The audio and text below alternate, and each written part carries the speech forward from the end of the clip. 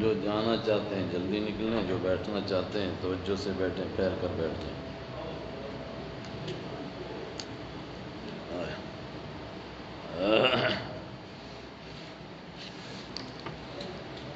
اللهم صل على محمد وعلى آل محمد كما صليت على إبراهيم وعلى آل إبراهيم إنك حميد مجيد اللهم بارك على محمد وعلى آل محمد كما باركت على إبراهيم وعلى آل إبراهيم إنك حميد مجيد۔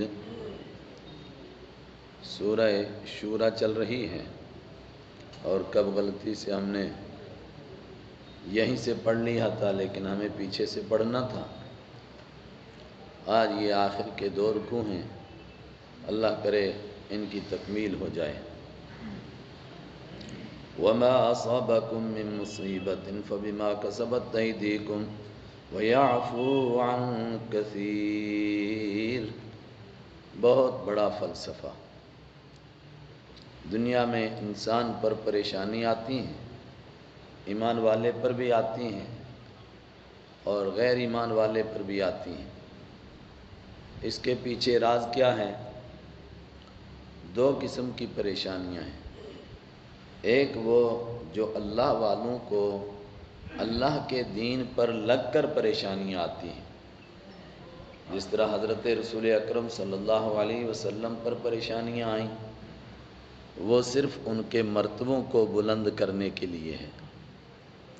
لیکن جو عام انسان ہیں وہ کبھی نہیں کہہ سکتے کہ ہم نے کون سا پاپ کیا ہے۔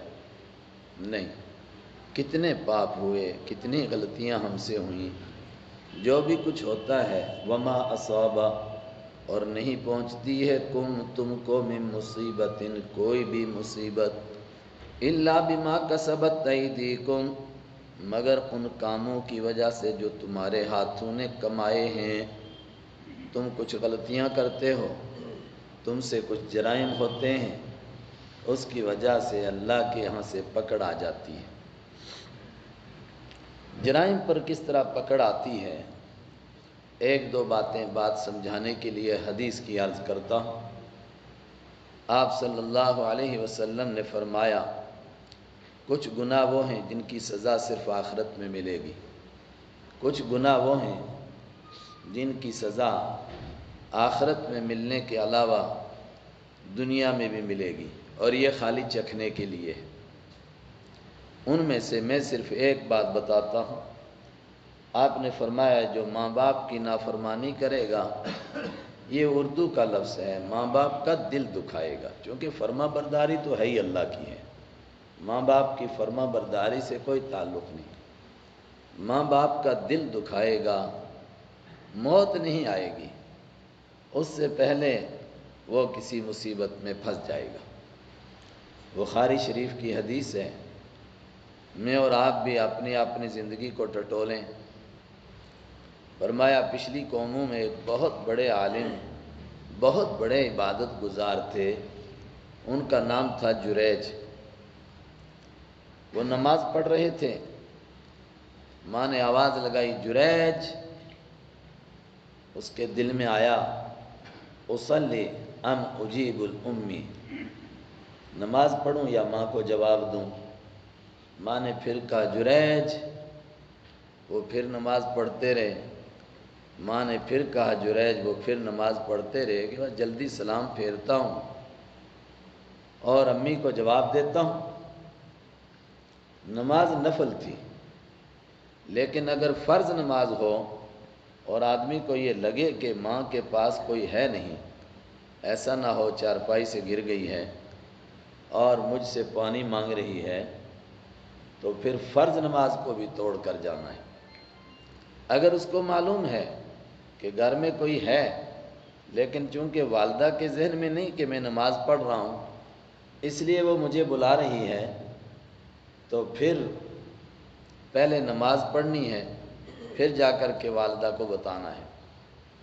حضرت جریج کی والدہ لگتا ہے وہ تھیں جن کے پاس کوئی دوسرا تھا نہیں۔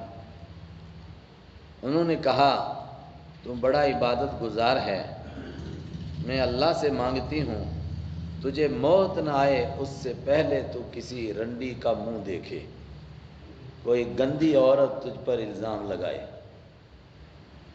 وقت گزرتا چلا گیا، ایک بکری چرانے والی عورت تھی، وہ ان کی کٹیا کے پاس آئی، ان کو گندے کام کی دعوت دی۔ انہوں نے کہا اعوذ باللہ من الشیطان الرجیم، کیا سوچ رہی ہے؟ اس نے کہا کوئی نہیں، تیرا علاج کروں گی۔ اس نے کسی چرواہے سے ملاقات کی، اس کو بچہ ہوا، لوگوں نے اس کو پکڑ لیا، یہ بچہ کس کا ہے؟ اس نے پوری ایک کہانی گھڑی کہ میں یہاں گزرتی تھی، بکریاں چراتی تھی، جریج نے مجھ سے دوستی لگائی اور یوں میرے ساتھ منہ کالا کیا اور یہ لڑکا پیدا ہوا اور اب وہ اس کی ذمہ داری بھی قبول نہیں کرے گا۔ پورے شہر سے لوگ امنڈ آئے کہ ہم اس کو عبادت گزار سمجھتے تھے۔ یہ حدیث کی کتابوں میں سب سے معتبر کتاب بخاری شریف کا واقعہ ہے۔ لوگ اس کی کٹیا پر آئے اور اس کی ایک ایک اینٹ گرا دی، پھینک دی شہر میں، اور اب اس کو منہ کالا کر کے بازار میں پھرانا تھا۔ وہ اوپر کی منزل میں تھے، ان کو پکڑ کر گھسیٹتے ہوئے نیچے لائے۔ انہوں نے کہا مہلا، تھوڑا موقع دو، مجھے بتاؤ وہ جو بچہ پیدا ہوا وہ کہاں ہے؟ انہوں نے لایا بچہ، انہوں نے ایک پیار کا لفظ کہا، بابو، بیٹے، آپ کا باپ کون ہے؟ اس نے پوری تفصیل بتائی کہ فلاں چرواہا ہے، یہ میری ماں نے سارا کرتوت کیا ہے کہ اس سے بدکاری کر کے آپ کو بدنام کر رہی ہے۔ اللہ نے اس بیٹے کو بولنے کی طاقت دی، 1-2 دن کا بیٹا تھا۔ لوگوں نے کہا اب ہم یہ جریج کی کٹیا سونے کی بنائیں گے۔ انہوں نے کہا لا بل طین، مٹی کی بنا دو۔ البتہ ایک بات بتانا چاہتا ہوں، یہ ہوا کیوں؟ ایک دن ماں کی شان میں گستاخی کی تھی، اس کا دل دکھایا تھا، اس نے بد دعا کی تھی، وہ بد دعا کبھی رائے گاہ نہیں جاتی ہے۔ اب یہ میں نے ایک مثال دی کہ گناہ کی وجہ سے دنیا میں بھی سزا ملتی ہے۔ اللہ کہہ رہا ہے نہیں آتی ہے کوئی مصیبت دنیا میں مگر اس کی وجہ سے جو تمہارے ہاتھوں نے کمایا، تو کیا جو کچھ آدمی کرتا ہے اس کی سزا مل جاتی ہے؟ وَيَعْفُو عَنْ كَثِيرٍ، اکثر چیزوں کو اللہ معاف کر دیتا ہے۔ اس لیے کبھی مت سوچو کہ ہم بہت نیکوکار لوگ ہیں، ہم نے کون سے پاپ کیے ہیں۔ اللہ ہی جانتا ہے کس نے پاپ کیے ہیں کس نے نہیں کیے ہیں، وہ تو مر کے ہی پتہ چلے گا نا۔ بہت سارے لوگ مولویوں کے پاس آتے ہیں، ان کو بدھو بناتے ہیں، آپ تو نیکوکار لوگ ہیں، آپ کی دعائیں قبول ہے۔ بھئی تیرے اوپر وہی نازل ہوئی کیا؟ وہ تو مر کے پتہ چلے گا، کسی کو معلوم نہیں وہ کتنے پانی میں ہے۔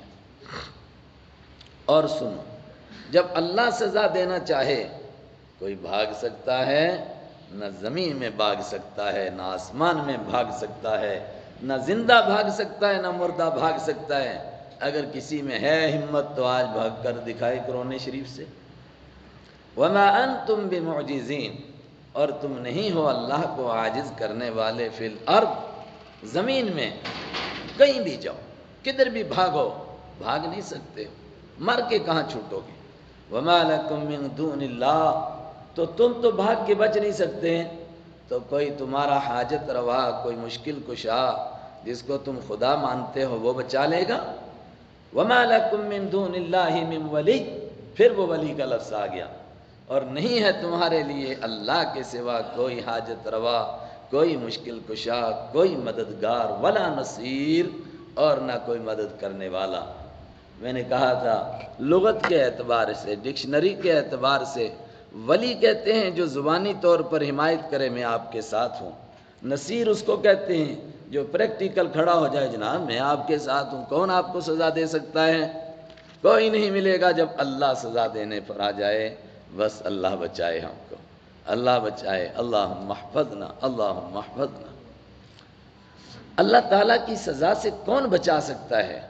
اس کے لیے ایک مثال پیش کی جا رہی ہے، غور کرو لوگوں۔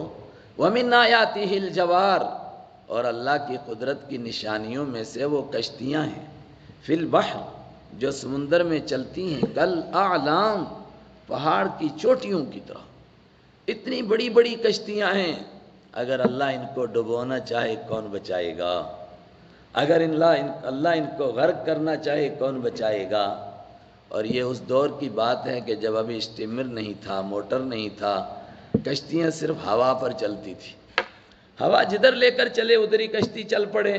یہ اللہ کا کرم ہوتا تھا کہ آدمی جہاں جانا چاہتا تھا ہوا اس کو وہاں لے کر جاتی تھی۔ یہ عجیب اللہ کی شان۔ حضرت ابو موسیٰ اشعری رضی اللہ تعالیٰ عنہ کا واقعہ بخاری میں ہے، اللہ کرے یہ روایتیں آپ زمانی یاد کرو اور برملا لوگوں کو سناؤ۔ وہ کہتے ہیں کہ ہم یمن میں تھے، ایمان لا چکے تھے، جب ہم کو پتہ چلا کہ حبیب کبریا مدینہ چلے گئے ہیں تو ہم نے سوچا ہم بھی مدینہ پہنچتے ہیں، تو ہم ایک سمندری بیڑے پر بیٹھے، لیکن ایسا ہوا کا دھکا لگا کہ ہم بجائے مدینہ پہنچنے کے ایتھوپیا پہنچ گئے، حبشہ۔ اب جو جغرافیہ جانتا ہے اس کو سمجھ میں آیا کہاں، 5000 کلومیٹر دور۔ لیکن جیسے وہاں ہم پہنچے، اچانک رسول پاک صلی اللہ علیہ وسلم کے چچیرے بھائی حضرت جعفر سے ملاقات ہو گئی نہیں، اللہ نے ایسے ہی طے کیا ہوا تھا۔ حضرت جعفر نے کہا کیا مسئلہ ہے؟ ہم نے پوری کہانی سنائی۔ انہوں نے کہا میں حضور کا چچیرا بھائی ہوں، ہمیں بھیجا گیا ہے کہ تم یہیں رہو جب تک ہم تمہیں بلاتے ہیں، لہذا تم بھی ہمارے پاس رہو۔ 7 سال تک یہ لوگ پھر وہیں رہے حبشہ میں۔ 7 سال کے بعد پھر انہوں نے ارادہ کیا، رسول پاک صلی اللہ علیہ وسلم کا ایلچی گیا حبشہ کے بادشاہ کے پاس کہ ان لوگوں کو بھیج دو۔ جب وہ ایلچی گیا، انہوں نے پھر بیڑا تیار کیا کشتیوں کا، لیکن اب جو کشتیاں چلیں ہے میرے خدا، بجائے وہ مدینہ کی طرف پہنچنے کے وہ سیدھی خیبر پہنچی۔ اور یہ وہ دن ہے جس دن خیبر فتح ہو چکا ہے، اور جب یہ حضرات پہنچے تو اللہ کے حبیب غنیمت تقسیم کر رہے تھے۔ آپ نے ان حضرات کو غنیمت میں شمار کیا، حالانکہ یہ جنگ میں شریک نہیں تھے، فرمایا ان کی قربانی بہت بڑی ہے۔ اب دیکھیے کیسی کشتیاں کہاں سے کہاں آدمی کو لے کر چلی جائیں۔ اللہ کہہ رہا ہے تمہارے گناہوں کی وجہ سے ہم اگر کشتیوں کو روک دیں، ان یشاء یسکن، اگر اللہ چاہے یسکن الرِّیحَ، ہوا کو روک دے، ہوا کہیں بھی نہ چلے، فَيَظْلَلْنَ رَوَاكِدَ، تو کشتیاں مسلسل کھڑی رہیں عَلَى ظَهْرِهِ، سمندر کی پیٹھ پر، نہ ادھر نہ ادھر، کھڑی وہیں۔ اور اگر زور کی ہوا چلے تو بجائے مدینہ لے جانے کے حبشہ پہنچا دے۔ اللہ اکبر۔ ان فی ذالک، یہ کشتیوں کے سفر میں لآیات، اللہ کی قدرت کی بڑی نشانیاں ہیں، مگر کس کے لیے؟ لکل صبار شکور، ہر اس آدمی کے لیے جو ڈٹنے والا ہو، ہر اس آدمی کے لیے جو شکر کرنے والا ہو۔ یہ اللہ کی 2 صفتیں ایمان والے کی یہاں بیان ہوئیں۔ اس کے پیچھے کتنا بڑا راز ہے۔ اللہ تعالیٰ اپنی نعمتیں اس کو دیتا ہے جو نعمتوں پر شکر کرتا ہے، اور جو ناشکری کرتا ہے اس سے دی ہوئی بھی چھین لیتا ہے اچھی طرح۔ اللہ کہہ رہا ہے لَإِن شَكَرْتُمْ لَأَزِيدَنَّكُمْ، اگر تم شکر کرو گے اور دوں گا، وَلَئِن كَفَرْتُمْ إِنَّ عَذَابِي لَشَدِيدٌ، اور اگر ناشکری کرو گے میرا عذاب بڑا سخت ہے۔ معلوم ہوا مزید نعمت کس کو ملے گی؟ جو شکر کرے گا۔ اور دوسرا سمندر کا سفر ہے، خالہ جی کے گھر نہیں جانا ہے، بڑا مشکل کام ہے۔ جن لوگوں نے سمندری سفر کیا ہے ان سے پوچھو کتنا مشکل ہے، تو ان کے لیے نشانی ہے صبار، جو ڈٹ جانے والے ہیں۔ او یوبقہن، یہ تو تھا کہ اللہ ہوا کو روک دے اور کشتی کھڑی رہے۔ دوسرا طریقہ مخالف ہوا چل پڑے، یوبقہن، یا کشتی کو غرق کر دے، بما کسبوا، ان کاموں کی وجہ سے جو تم نے کیے ہیں۔ لوگوں نے جو برے کام کیے ان کی وجہ سے اگر اللہ چاہے تو کشتیوں کو غرق کر دے، کون اس کو پوچھتا ہے؟ وَيَعْفُو عَنْ كَثِيرٍ، اور وہ بہت معاف کرتا ہے۔ اللہ اکبر۔ کیا کیا گناہ انسان کے ہیں، لیکن وہ سزا نہیں دیتا ہے، معاف کرتا ہے، ورنہ کر سکتا تھا سب کا بیڑا غرق۔ وَيَعْلَمَ الَّذِينَ يُجَادِلُونَ فِي آيَاتِنَا، اور ان لوگوں کو بھی اللہ جانتا ہے جو ہماری آیتوں کے بارے میں جھگڑا کرتے ہیں۔ ہم ان کو قرآن کے ذریعے سے سمجھاتے ہیں، وہ ان کی مذاق اڑاتے ہیں، وہ نہ سمجھیں کہ وہ ہم سے چھپے ہوئے ہیں۔ یا علم، اللہ ان کو جانتا ہے، تو ان کو سزا کیوں نہیں دے رہا ہے؟ فما لہم من محیص، جب سزا دینے پر آئے گا نہیں ہوگی ان کے لیے من محیص، کوئی بھاگنے کی جگہ، کوئی چھپنے کی جگہ، کوئی پناہ لینے کی جگہ۔ اور آخری بات سنو، جو کچھ بھی انسان کو دنیا میں ملتا ہے، یہ انسان نیک ہو اس کو بھی نعمتیں ملتی ہیں، اور برا ہو اس کو بھی ملتا ہے۔ بار بار یہ مضمون پیچھے سے آ رہا ہے۔ نیک آدمی کو بھی کھانے کے لیے پینے کے لیے نعمتیں ملتی ہیں، برے کو بھی ملتی ہیں، مگر تھوڑا فرق ہے۔ کیا؟ فما اوتیتم من شیء، تم کو جو کچھ بھی دیا جاتا ہے، فمتاع الحیات الدنیا، یہ صرف دنیاوی زندگی کا سامان ہے۔ اگر اس پر تم خوش ہو رہے ہو، بڑی کوٹھی مل گئی، بڑا بنگلہ مل گیا، بڑے پیسے مل گئے، یہ تو دنیا میں رہ جائے گا، آپ کے ساتھ قبر میں کچھ جانے والا نہیں ہے، بلکہ آپ کی زندگی میں آپ کی اولاد اس پر لڑنے لگ جائے گی۔ اس کے بجائے جو ہمارے پاس ہے، وما عند اللہ خیر، اور جو ہمارے پاس ہے وہ بہتر ہے، وہاں بھیجو، وہ ابقا، اور وہ باقی رہنے والا ہے۔ لیکن سوال ہے کہ اللہ کے پاس اگر کوئی نیکی کر کے بھیجے، وہ بہتر ہے، وہ باقی رہنے والی ہے، وہ اس بندے کو جنت میں لے جانے والی ہے، یہ بندہ کون سا ہے؟ یہ ہیں اس کی وہ 8 صفتیں جن کے اندر یہ صفات ہوں۔ پھر میں نے وہ 8 کہہ دیا، اب آج گنتے ہیں۔ ویسے 8 اصل میں وہ سورہ مومن جو 18ویں پارے کے شروع میں ہے، مومنون، اس میں وہ صفات آئی ہیں، آج گناتے ہیں۔ کن کے لیے ہیں؟ للذین آمنوا، سب سے پہلی بات وہ ہے کہ جو ایمان لائیں۔ اگر کوئی اللہ کو نہیں مانتا، آخرت کو نہیں مانتا، کتنا بڑا آدمی ہے، کتنی خیراتیں کرتا ہو، کتنی نیکیاں کرتا ہو، آخرت میں کچھ ملنے والا نہیں ہے اس کو۔ حکیم بن حزام، انہوں نے آپ سے عرض کیا کہ جب میں ایمان نہیں لایا تھا، میں نے 100 غلام آزاد کیے، ایمان قبول کرنے کے بعد میں نے 100 اور آزاد کیے، کیا پچھلے غلاموں کی مجھے کوئی بہتری، اس کا کوئی ثواب، اس کا کوئی بدل ملے گا؟ آپ نے فرمایا نہیں، البتہ تو نے جو کفر کی حالت میں اچھے کام کیے ہیں، ان کی وجہ سے اللہ نے تجھے ایمان عطا فرمایا ہے، بس آخرت میں نہیں ملے گا، آخرت میں ایمان قبول کرو اس کے بعد ملے گا۔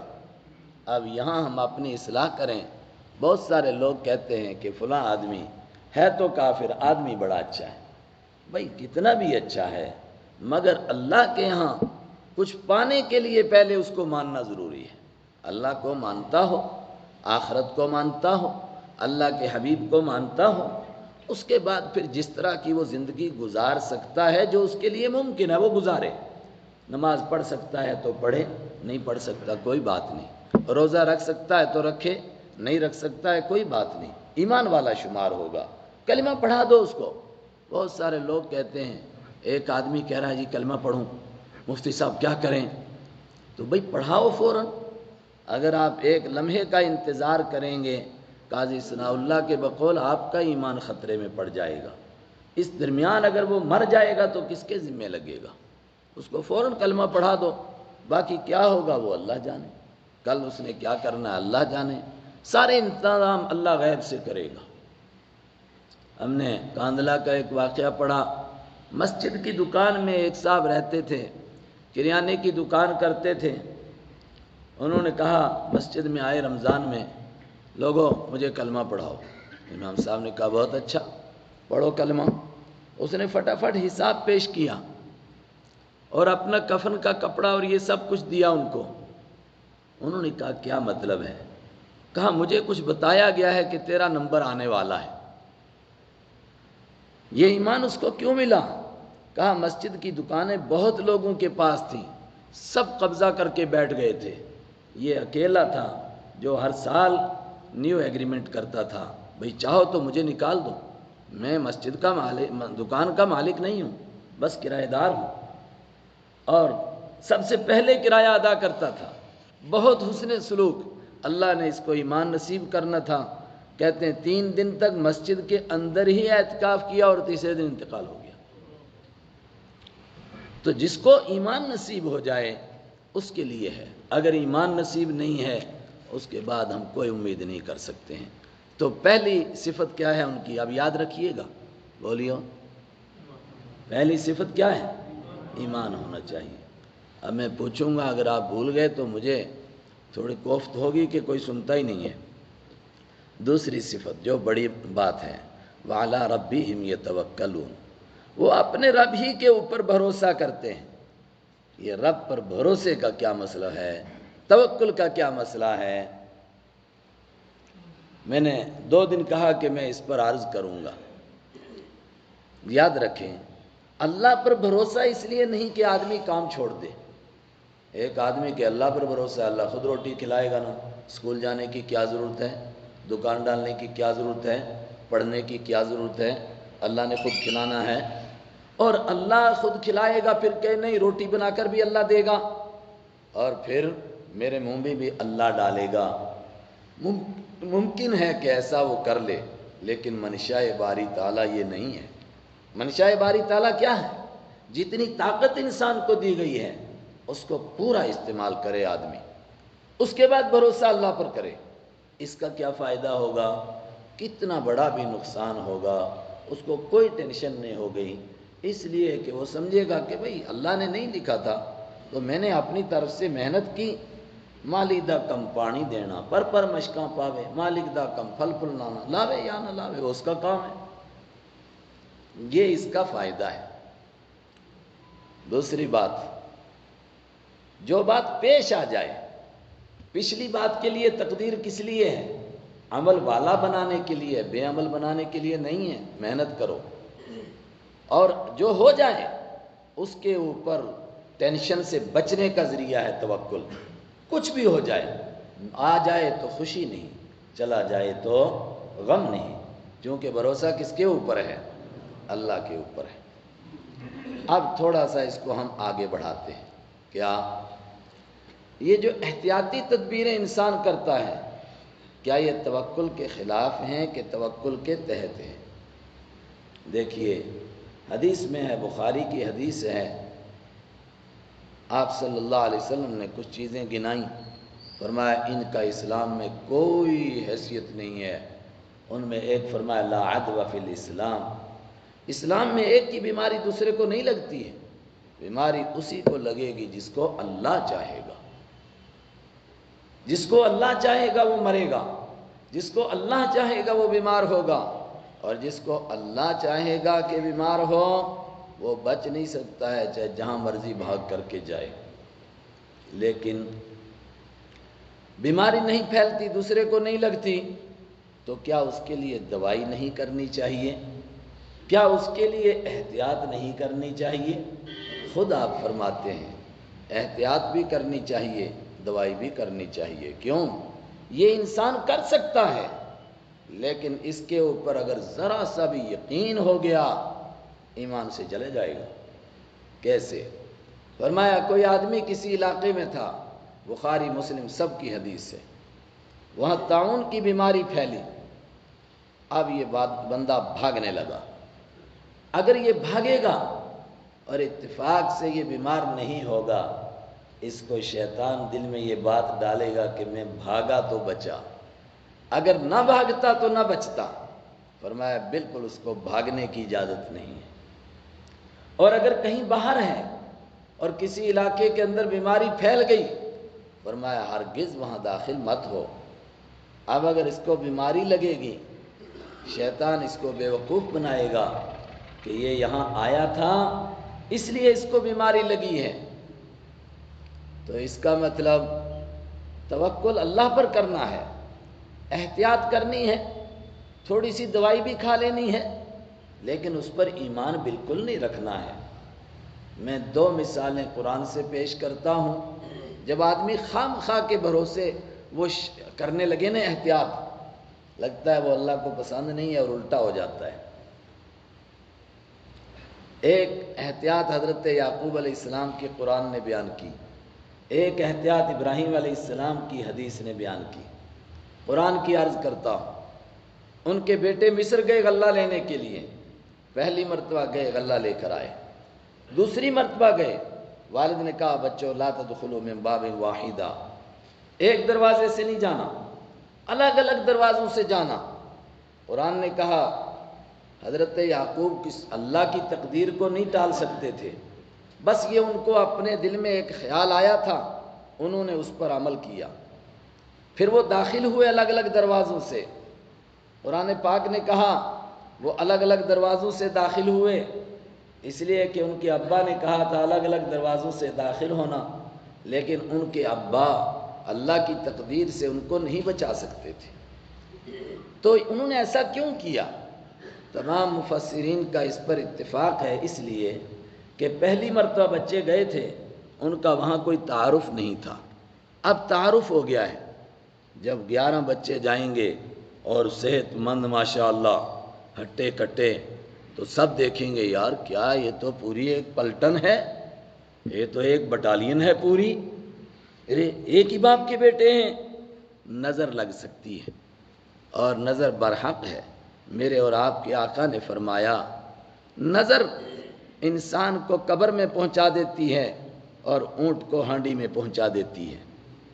اور کیوں پہنچاتی ہے؟ جب کوئی آدمی اونٹ کو دیکھتا ہے کہتا ہے بہت اچھا، اللہ کہتا ہے اچھا بہت اچھا تجھے لگ رہا ہے، ابھی پہنچتا ہے ہانڈی میں، کیا کرے گا؟ کسی بندے کو دیکھتا ہے کہتا ہے بڑا حسین، کیا جوان، کیا پہلوان، قبر میں پہنچ جاتا ہے کہ تو اس کو کہہ رہا تھا بڑا زبردست ہے، وہ تو ایک جھٹکا بھی موت کا نہیں برداشت کر سکا۔ نظر برحق ہے۔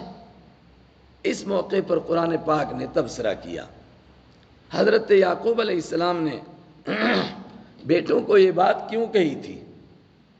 وَإِنَّهُ لَذُو عِلْمٍ لِمَا عَلَّمْنَاهُ، اس لیے کہ حضرت یعقوب کے پاس ایک علم تھا جو ہم نے ان کو دیا تھا۔ وہ کیا؟ اللہ کی تقدیر پر بھروسہ کرنا، مگر اپنی طرف سے جو تدبیر کر سکتے ہیں وہ کرنا، یہ علم تھا ان کے پاس۔ وَلَكِنَّ أَكْثَرَ النَّاسِ لَا يَعْلَمُونَ، مگر اکثر لوگ اس حقیقت کو نہیں جانتے ہیں۔ کچھ تدبیروں کے چکر میں تقدیر کو بھول جاتے ہیں، کچھ تقدیر کا بہانہ کر کے بے عمل ہو جاتے ہیں۔ لیکن نتیجہ کیا نکلا؟ یعقوب علیہ السلام چاہتے تھے کہ بیٹے نہ گرفتار ہوں، لیکن آخر وہی ہوا، بنیامین بھی گرفتار ہوا، بڑا بیٹا بھی واپس نہیں آیا، جو چاہا تھا ویسا ہوا۔ کیا معلوم ہوا؟ تدبیر کی بھی کوشش کرنی چاہیے، تقدیر پر بھروسہ ہونا چاہیے، زیادہ ضرورت سے زیادہ بھروسہ مت کرو تدبیر پر، الٹا بھی ہو جاتا ہے۔ دوسرا قصہ، ابراہیم علیہ السلام مصر میں گئے، ظالم بادشاہ ہے، اس کو جیسے پتہ چلا ان کی ایک خوبصورت بیوی ہے، اس نے کہا اس بندے کو لاؤ پکڑ کے، اس کی بیوی کو بھی لاؤ۔ وہ گندا انسان تھا، لیکن کسی نے کہا کہ جب اس کو یہ پتہ چلے کہ ان کی بیوی نہیں بلکہ بہن ہے تو یہ چھوڑ دیتا ہے، بخاری میں حدیث ہے۔ حضرت ابراہیم اس کے پاس گئے، کہا تیرے ساتھ کون ہے؟ کہا بہن ہے۔ کہا ٹھیک ہے جاؤ۔ حضرت سارہ کو انہوں نے کہا کہ آپ جائیے، لیکن مجھے جھوٹا نہ کیجئے خدا کے لیے، اس لیے کہ دنیا میں میرے اور تیرے سوا کوئی ایمان والا نہیں، ہم دونوں ایمان والے بہن بھائی ہیں، آپ بتاؤ کہ میں بہن ہوں۔ اس نے بتایا میں بہن ہوں، لیکن اس ظالم نے پھر بھی ان پر حملہ کیا،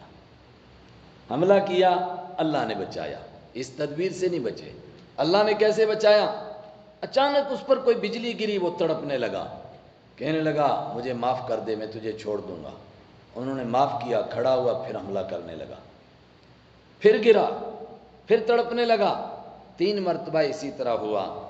تیسری مرتبہ اس نے کہا میں چھوڑتا ہوں آپ کو، اور ساتھ میں بعض نے کہا کہ اپنی باندی خدمت میں دیتا ہوں، بعض نے کہا کہ حضرت ہاجرہ اپنی بیٹی کو آپ کی خدمت میں دیتا ہوں۔ آپ اتنے اونچے پائے کے انسان ہیں مجھے معلوم نہیں تھا۔ کچھ سمجھے آپ؟ تدبیر بھی کی گئی، بھروسہ تقدیر پر ہے، لیکن تقدیر غالب آئی، مگر اللہ نے حفاظت فرمائی، اور یعقوب علیہ السلام کے دونوں بیٹے گرفتار ہوئے، مگر ان کی گرفتاری ہی یوسف علیہ السلام سے ملاقات کا ذریعہ بنا۔ اس سے معلوم ہوا زیادہ آدمی کو اللہ کی تقدیر پر بھروسہ کرنا ہے، البتہ موٹا موٹا جتنا آدمی احتیاط کر سکے وہ کرنا چاہیے، اور اس وقت میں زیادہ کرنا ہے۔ کیوں؟ اس لیے کہ ایک طبقہ یہ سمجھتا ہے کہ یہ بے وقوفوں کی پارٹی ہے، ان بے ایمانوں کو نہیں معلوم ہمارے یہ سارے قواعد، یہ سارے مسائل 1450 سال پہلے لکھے گئے۔ کوئی بتائے ہمیں 1000 سال پہلے، 200 سال پہلے کسی کے مذہب نے یہ مسائل مرتب کیے ہوں؟ ہم نے 1450 سال پہلے مرتب کیا۔ جہاں وبائی بیماریاں ہوں اس کا کیا مسئلہ ہے؟ اللہ اکبر۔ تو دوسری صفت ہے وہ اللہ پر بھروسہ کرتے ہیں۔ تیسری صفت والذین یجتنبون کبائر الاثم، وہ بڑے بڑے گناہوں سے بچتے ہیں۔ چھوٹے گناہوں سے کوئی بچ نہیں سکتا ہے، کم سے کم بڑے گناہ سے بچنا چاہیے۔ ہمارے ہاں ایک بزرگ آئے تھے، انہوں نے کہا تھا لوگوں بڑے گناہوں سے بچو، اللہ نے کہا چھوٹے میں خود ہی معاف کروں گا۔ پھر 100 بڑے گناہوں کی لسٹ بنا کر دی تھی، ہر آدمی اپنی جیب میں رکھے، بھئی ان بڑے گناہوں سے بچوں، اللہ مجھے بھی نصیب کرے۔ والفواحش، اور وہ بچتے ہیں بے حیائی کے کاموں سے۔ کتنی صفتیں ہو گئیں؟ ایمان لاتے ہیں، اللہ پر بھروسہ کرتے ہیں، بڑے گناہوں سے بچتے ہیں، بے حیائی سے بچتے ہیں، کتنے ہو گئیں؟ 4۔ وَإِذَا مَا غَضِبُوا هُمْ يَغْفِرُونَ، اور جب ان کو غصہ آتا ہے وہ معاف کر دیتے ہیں۔ کمال ہے۔ آگے آ رہا ہے جب ان پر ظلم کیا جاتا ہے وہ بدلہ بھی لیتے ہیں، پھر کہا لیکن معاف کر دینا زیادہ اچھا ہے۔ لیکن جو بدلہ لیتے ہیں وہ غصے کی وجہ سے نہیں لیتے ہیں، مجھے غصہ آیا مارا کھینچ کے تھپڑ، نہیں نہیں، غصے کی وجہ سے بدلہ لینے کی اجازت نہیں ہے، کیونکہ غصے میں آدمی آپے سے باہر ہوتا ہے، اس کو پتہ ہی نہیں میں کیا کر رہا ہوں۔ جب غصہ آئے تو وہ معاف کرتے ہیں۔ اور کیا کرتے ہیں؟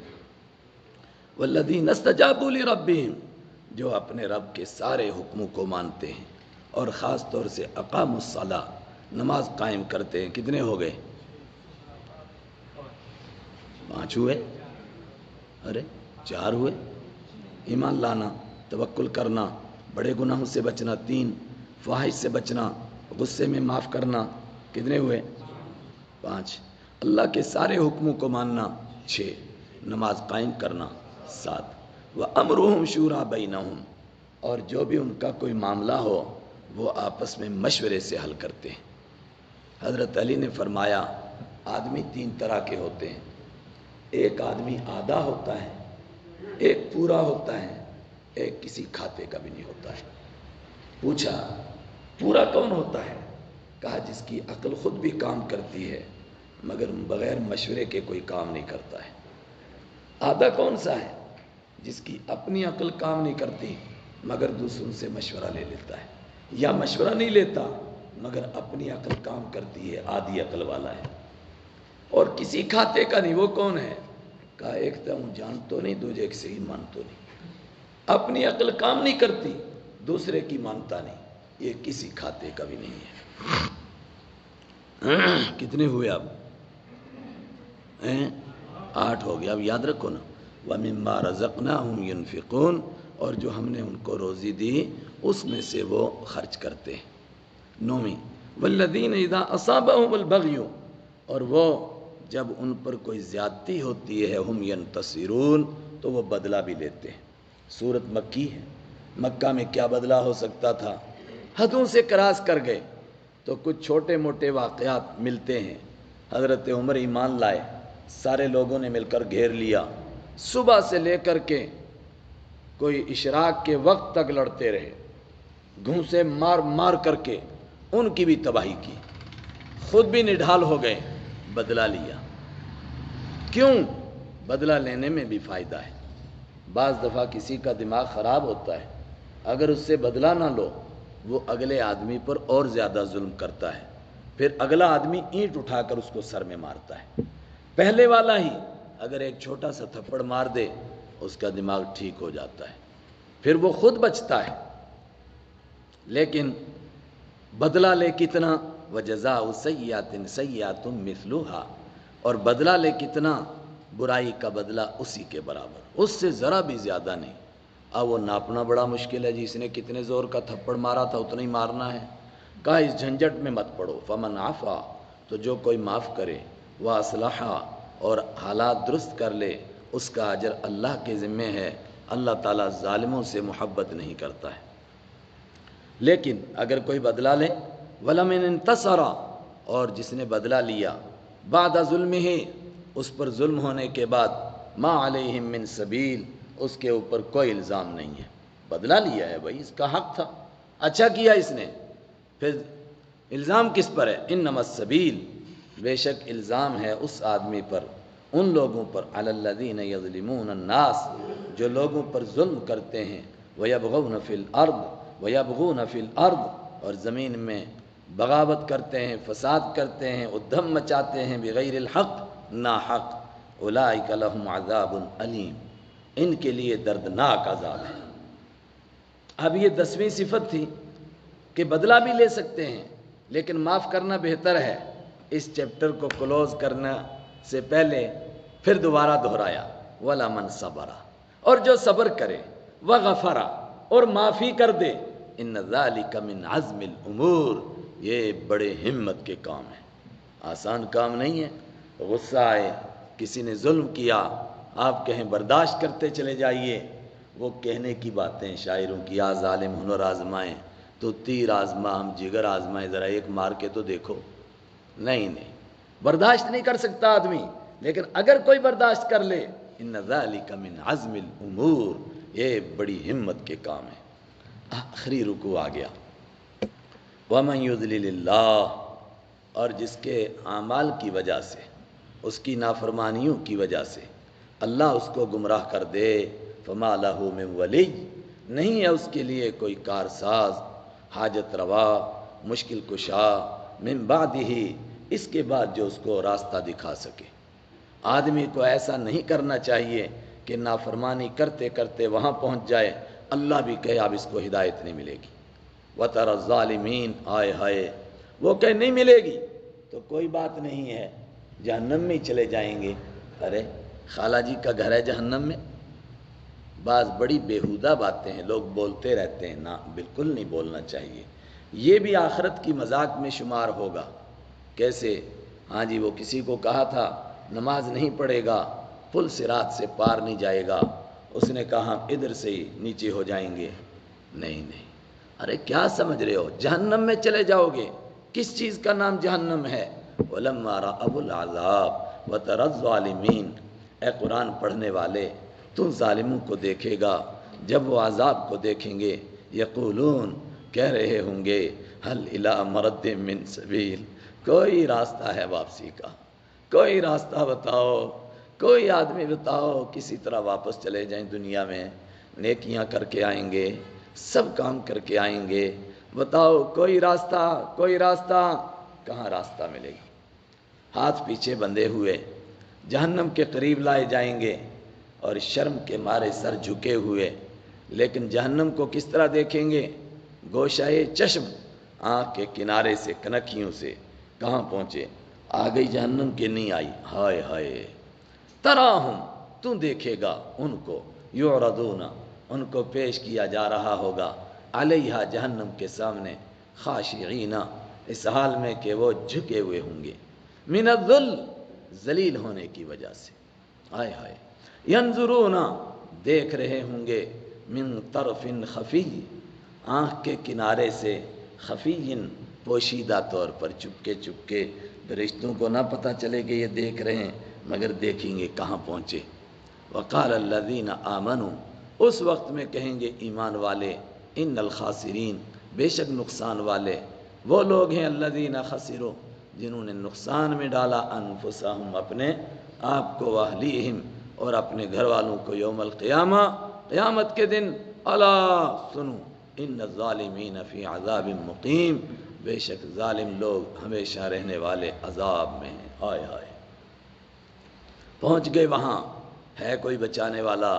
وما کان لہم، اور نہیں ہوگا ان کے لیے، من اولیاء، کوئی حاجت روا، کوئی مشکل کشا، کوئی مددگار، کوئی حمایت کرنے والا کوئی نہیں، ینصرونہم جو ان کی مدد کریں، من دون اللہ اللہ کے علاوہ کون مدد کر سکتا ہے، ومن یضلل اللہ اور جس کو اللہ گمراہ کر دے اس کے گناہوں کی وجہ سے، فما لہ من سبیل نہیں ہے اس کے لیے کوئی راستہ۔ استجیبوا لربکم اے لوگو اپنے رب کی بات مان لو، اپنے رب سے لو لگا لو، مان لو، من قبلی اس سے پہلے، ان یاتیہ کہ آ جائے، یومن ایسا دن، لا مرد لہ جس کو واپس نہیں کیا جا سکتا ہے، من اللہ اللہ کی طرف سے، ایسا دن آ جائے، کوئی کہے اس کو تھوڑا پیچھے دھکیل دو اور کوئی سال ایک پیچھے چلی جائے قیامت، موت تھوڑی دیر کے بعد آئے، نہ کوئی نہیں، ہلا ہی نہیں سکتا ہے کوئی۔ دوسری بات، دن پیچھے نہ ہٹے، آدمی کہیں چھپ جائے، وما لکم من ملجا اور نہیں ہوگی تمہارے لیے چھپنے کی کوئی جگہ، یومئذ اس دن، وما لکم من نکیر اور نہیں ممکن ہوگا تمہارے لیے انکار کرنا، فرشتے پکڑیں اور تم کو نانا ہم نے نہیں جانا عدالت میں، کس کی ہمت ہے، کون انکار کر سکتا ہے۔ فَإِنْ أَعْرَضُوا بس اگر اس آخری پیغام کے بعد بھی وہ منہ موڑتے ہیں، اے میرے پیمبر فما ارسلناک ہم نے نہیں بھیجا آپ کو علیہم ان پر حفیظاً حفاظت کرنے والا بنا کر، ٹھیکیدار بنا کر، ذمہ دار بنا کر، آپ نہیں ہیں، مانتے ہیں ٹھیک ہے، نہیں مانتے ہیں جائیں جہنم میں، آپ کے ذمہ کیا ہے، ان علیکا نہیں ہے آپ کے ذمہ الا البلاغ مگر صاف صاف پہنچا دینا، وَإِنَّا إِذَا أَذَقْنَا الْإِنسان اور بے شک ہم انسان کو جب چکھاتے ہیں منا اپنی طرف سے رحمتاً مہربانی، فریحا بہا وہ خوش ہوتا ہے، شروع صورت بھی یہی تھی، وَإِن تُصِبْهُمْ سَيِّئَةٌ اور اگر اس کو پہنچتی ہے کوئی پریشانی، بما قدمت ایدیہم ان کرتوتوں کی وجہ سے جو اس کے ہاتھوں نے کیے ہیں، فإن الانسان کفور تو بے شک انسان بڑا ناشکرا ہو جاتا ہے۔ ہائے ہائے، اللہ تعالیٰ جو دیتا ہے رحمت پہنچاتا ہے تو آدمی اعراض کرتا ہے اللہ تعالیٰ کیا دیتا ہے، کہا کیا نہیں دیتا ہے، کائنات میں کون سی کوئی چیز ہے جو انسان کو اللہ کے سوا کہیں اور سے ملتی ہے، للہ ملک السماوات والارض اللہ ہی کے لیے بادشاہی ہے آسمانوں کی اور زمین کی، کیا کرتا ہے، یخلق ما یشاء پیدا کرتا ہے، ما یشاء جو چاہتا ہے، اس کی شان، یہب دیتا ہے، لمن یشاء جس کو چاہتا ہے، اناثاً بیٹی، ویہب اور دیتا ہے، لمن یشاء جس کو چاہتا ہے، الذکور بیٹا، الذکور بیٹا دیتا ہے، کوئی نہیں اس کو پوچھ سکتا اس کو بیٹی دے اس کو بیٹا دے، او یزوجہم یا دونوں ملا کر دیتا ہے، ذکرانا و اناثا بیٹا بھی اور بیٹی بھی۔ اب یہاں بھی توکل کو ہم سمجھیں گے، شادی کرنی ہے لیکن اولاد کیسے ملے گی، اللہ پر بھروسہ کرنا ہے، جو اس کی ذمہ داریاں ہیں وہ سب کرنی ہیں، اور اگر کوئی ڈاکٹر کے پاس علاج کی ضرورت ہے علاج بھی کرنا ہے، لیکن اگر کہیں دم درود کا چکر پڑ گیا ہے تو اس کے لیے دیکھنا ہے کہ یہ قرآن اور حدیث میں ہے یا اس کے علاوہ کوئی جنتر منتر ہے، اس کے قریب نہیں جانا ہے ورنہ ایمان بھی جائے گا۔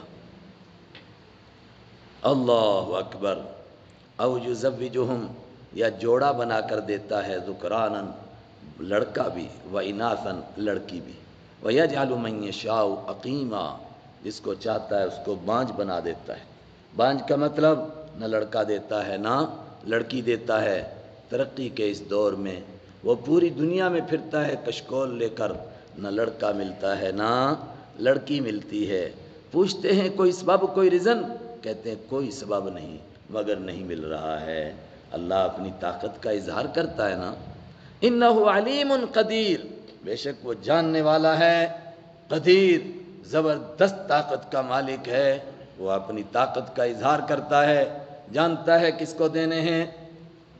اب وہ آخری مضمون آیا کہ یہ قرآن ہر ایک کو کیوں نہیں ملا، اللہ تعالیٰ ہر بندے سے مل کر کے اس کو کیوں نہیں کہتا نماز پڑھ، زکوٰۃ دے، روزہ رکھ، حج کر، ایک ایک بندے سے کیوں نہیں ملتا ہے، مل سکتا ہے کسی کی ہمت اللہ سے ملاقات کرنے کی؟ وما کان لبشر، نہیں ممکن ہے کسی بشر کے لیے ان یکلمہ اللہ، کہ بات کرے اس سے اللہ۔ یہ بندہ ایک مشت خاک، اللہ اس سے بات کرے، ممکن نہیں ہے۔ ہاں اللہ اپنے رسولوں کو منتخب کرتا ہے، ان سے بات کرتا ہے۔ کیسے کرتا ہے؟ الا وحیا، یا تو وحی کے ذریعے کرتا ہے، او من وراء حجاب، یا پردے کے پیچھے سے کرتا ہے، او یرسل رسولا، یا کسی فرشتے کو بھیج کر کے کرتا ہے۔ یہ 3 قسمیں ہوئیں، اور لاسٹ والی کی 2 بنیں گی تو 4 ہو جائیں گی۔ سب سے پہلے اللہ وحی کے ذریعے سے بات کرتا ہے۔ حضرت رسول اکرم صلی اللہ علیہ وسلم پر کس طرح وحی آتی تھی؟ بخاری ابتدا یہاں سے ہوئی، کیف بدء الوحی، وحی کس طرح شروع ہوئی آپ کے اوپر؟ فرمایا سب سے مشکل طریقہ وحی کا یہی ہوتا ہے، اللہ کی طرف سے براہ راست ایک مضمون دل کے اوپر اترتا ہے، اور ہمیں ایسا لگتا ہے جس طرح ایک زنجیر کو پتھر پر رکھ کر کے کھینچا جا رہا ہے، اور جب وہ مضمون پورا ہوتا ہے سب کا سب ہم کو یاد ہو گیا ہوتا ہے۔ یہ ہے وحیًا، اللہ کی طرف سے وحی کے ذریعے سے۔ اور آپ نے فرمایا یہی سب سے مشکل طریقہ ہے۔ سخت سردی کے موسم میں یہ وحی آپ پر آتی تھی، آپ پسینے سے شرابور ہو جاتے تھے۔ ایک اونٹنی پر آپ تھے، وحی اترنے لگی، اونٹنی کی کمر ٹوٹنے لگی۔ ایک صحابی کی ران پر آپ کا سر تھا، وحی اترنے لگی، وہ کہتے ہیں ایسا لگ رہا تھا جیسے میری ران ٹوٹ جائے گی۔ دوسرا طریقہ، او من وراء حجاب، پردے کے پیچھے سے۔ کس طرح؟ جس طرح موسیٰ علیہ السلام سے اللہ نے بات کی مگر پردے کے پیچھے سے۔ حضرت رحمت عالم صلی اللہ علیہ وسلم جب معراج پر گئے، آپ سے اللہ نے کیسے بات کی؟ آمنے سامنے کے پردے کے پیچھے سے۔ یہ بڑا مسئلہ ہے۔ حضرت عائشہ، عبداللہ بن مسعود فرماتے ہیں پردے کے پیچھے سے۔ اور اللہ نے اس موقع پر آپ کو آمن الرسول سورہ بقرہ کی آیتیں آخر تک عطا فرمائیں۔ یہ پردے کے پیچھے سے۔ تیسرا طریقہ، اور یرسل رسولا، یا اللہ فرشتے کو بھیجتا ہے۔ پھر فرشتہ کیسا؟ کبھی تو انسانوں کی شکل میں آتا ہے، جیسا کہ میں نے آپ کو حدیث جبرائیل میں سنایا، باقاعدہ انسان کی شکل میں آئے حضرت جبرائیل، صفیں چیرتے ہوئے سب سے آگے آ کر آپ سے گھٹنا ملا کر کے بیٹھ گئے۔ اس طرح بھی فرشتہ آتا ہے۔ کبھی کبھی اس طرح آتا ہے، آپ تو فرشتے کو دیکھتے ہیں مگر اور کوئی نہیں دیکھتا ہے۔ مگر فرشتے کو آپ نے اصلی شکل میں کتنی مرتبہ دیکھا؟ تقریباً امت کا اتفاق ہے صرف 2 مرتبہ، مگر کتنا؟ اتنا بڑا کہ لگتا تھا اس پوری مشرقی پٹی کے اوپر وہ ایک کرسی پر بیٹھے ہیں، اور ان کے 600 پر ہیں، پورا یہ علاقہ گھیرا ہوا ہے۔ اب وہ کتنے بڑے تھے، ورنہ جب بھی آئے انسانی شکل میں آئے۔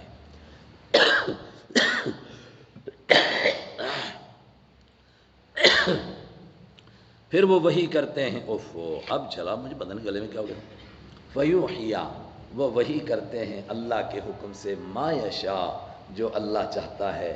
ایسا کیوں ہوا؟ انہ علی، اس لیے کہ اللہ بہت بلند ہے، ایرے غیر نتھو خیرے اس سے بات نہیں کر سکتے، لیکن حکیم، حکمت والا ہے۔ اس کی حکمت کا تقاضا ہوا کہ خاص بندے منتخب کرو رسول، ان کو یہ پیغام پہنچے اور وہ آگے لوگوں کو پہنچائیں۔ فرمایا ان طریقوں سے آپ کے پاس وحی آتی ہے۔ وَكَذَلِكَ، اور اسی طرح اوحینا، ہم نے وحی بھیجی الیک آپ کی طرف، روحا من امرنا، اپنی طرف سے روح بنا کر۔ روح کا مطلب یہ قرآن ایک روح ہے، جس طرح روح پڑھنے سے مردے زندہ ہوتے ہیں، اس قرآن کے ملنے سے مردہ انسان زندہ ہوتے ہیں۔ یہ ایک زندہ جاوید کتاب آپ کو عطا کی گئی، نہدی بھی، اس کتاب کے ذریعے سے اللہ ہدایت دیتا ہے۔ ہم ہدایت دیتے ہیں من نشاء، جس کو چاہتے ہیں، من عبادنا، اپنے بندوں میں سے، اور ہم اس کتاب کے ذریعے سے ہدایت دیتے ہیں۔ وَإِنَّكَ، اور اے میرے پیغمبر بے شک آپ بھی لَتَهْدِی، ضرور رہنمائی کرتے ہیں، اِلیٰ صِرَاطٍ مستقیم، سیدھے راستے کی طرف۔ کون سا ہے سیدھا راستہ؟ صراط اللہ الذی لہ ما فی السماوات و ما فی الارض، اس اللہ کا راستہ جس کے لیے سب کچھ ہے، جو آسمانوں میں ہے، جو زمین میں ہے۔ پیغام کیا ہے اس وحی کا؟ الا سنو الی اللہ، اللہ ہی کی طرف تسیر الامور، سارے معاملات لوٹتے ہیں۔ بیچ میں ایک آیت، ایک لفظ ہے، وہ میں چھوڑ رہا ہوں، اب عرض کرتا ہوں۔ کیا یہ کتاب آپ کو ملی؟ جب تک یہ کتاب آپ کو نہیں ملی تھی، کیا تب تک آپ معلوم تھا آپ کو قرآن کیا ہے، ایمان کی تفصیلات کیا ہیں، نماز کیسے پڑھنی ہے، روزہ کیسے رکھنا ہے؟ فرمایا نہیں۔ ما کنت تدری، میرے پیارے آپ نہیں جانتے تھے۔ مل کتاب، کتاب کیا ہے، یہ ہم نے آپ کو عطا کی۔ ولل ایمان، اور آپ نہیں جانتے تھے ایمان کیا ہے۔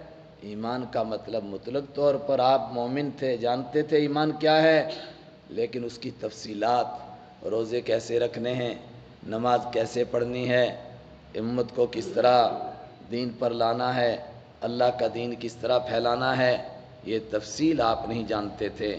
وَلَكِنْ جَعَلْنَاهُ نُورًا، مگر ہم نے اس قرآن کو ایک روشنی بنایا، نور بنایا، جس کے ذریعے سے ہم جس کو چاہتے ہیں اپنے بندوں میں سے ہدایت دیتے ہیں، اور آپ صراط مستقیم کی طرف ہدایت دیتے ہیں۔ صدق اللہ مولانا العظیم۔ پتہ نہیں کچھ گلے میں پڑ گیا، کیا وجہ ہے، تھوڑا سا مشکل ہو رہا ہے، تو اسی پر آج بس کرتے ہیں۔ صدق اللہ مولانا العظیم۔